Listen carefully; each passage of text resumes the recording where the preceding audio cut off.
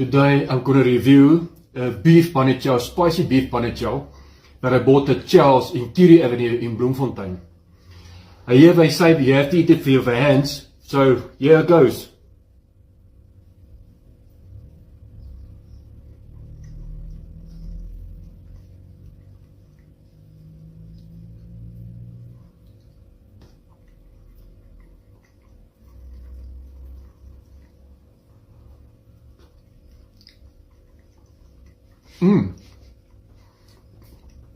It's really nice.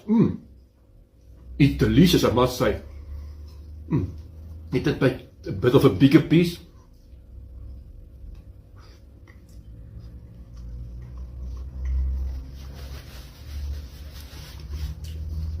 This is really nice. They make it fresh every day.